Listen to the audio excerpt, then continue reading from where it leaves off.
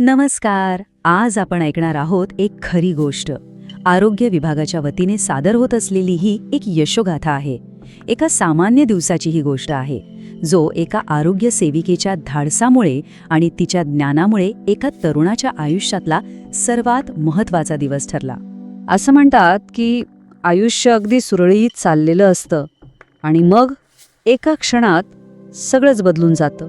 तर ही घटना घडली आहे अकोला जिल्ह्यातल्या तेल्हारा तालुक्यात. गाव आहे दहिगाव अवताडे आणि दिवस होता 10 डिसेंबर 2025. विचार करा, एक साधंसं गाव, गावातलं नेहमीचं वातावरण आणि त्यातूनच एक ट्रॅक्टर निघाला होता कापसानी भरलेला. सगळं काही नेहमीसारखं होतं.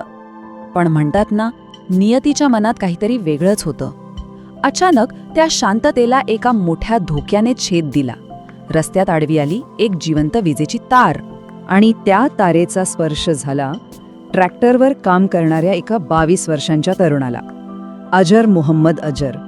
विजेचा इतका मोठा झटका बसला की तो जागीच बेशुद्ध होऊन खाली कोसळला. आता विचार करा, काय परिस्थिती असेल तिथे. एकच गोंधळ, भीती, काय करावं हे कोणालाच सुचत नव्हतं. प्रत्येक क्षण महत्वाचा होता, पण मदत करणारं कोण? आणि त्याच गोंधळात मदतीचा आवाज पोचला एका देवदूताच्या कानावर. जवळच्याच आरोग्य उपकेंद्रात काम करणाऱ्या आरोग्य सेविका रुपाली तुपणे. त्यांनी तो आरडाओरडा ऐकला आणि एक क्षणही न थांबता त्या थेट घटनास्थळाकडे धावल्या.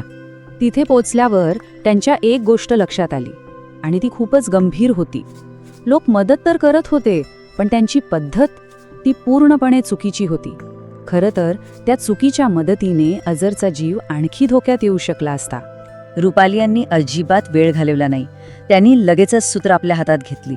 पहिल्यांदा त्यांनी अझरची स्थिती तपासली आणि मग योग्य पद्धतीने CPR द्यायला सुरुवात केली. त्यांचे ते काही मिनिटांचे प्रयत्न ते फक्त प्रयत्न नव्हते, ते एका जीवाला वाचवण्यासाठी दिलेला लढा होता. आणि तो लढा यशस्वी झाला. अजर मोहम्मद अजर शुद्धीवर आला होता. तो श्वास परत आला होता. एक जीव वाचला होता. अर्थात काम इथेच संपलं नव्हतं. त्याला लगेचच हिवरखेडच्या प्राथमिक आरोग्य केंद्रात नेण्यात आलं. तिथे डॉक्टरांनी त्याच्यावर उपचार केले आणि त्याची प्रकृती स्थिर झाली. आता तो धोक्याच्या बाहेर होता. ही बातमी गावात पसरल्यावर काय झालं असेल याची आपण कल्पना करू शकतो. संपूर्ण गाव, अजरचे नातेवाईक, सगळ्यांच्या मनात रुपाली तुपणे यांच्याबद्दल एकच भावना होती, कृतज्ञता. त्यांच्या धाडसाचं आणि कर्तव्याप्रती असलेल्या निष्ठेचं कौतुक करायला लोकांकडे शब्द नव्हते.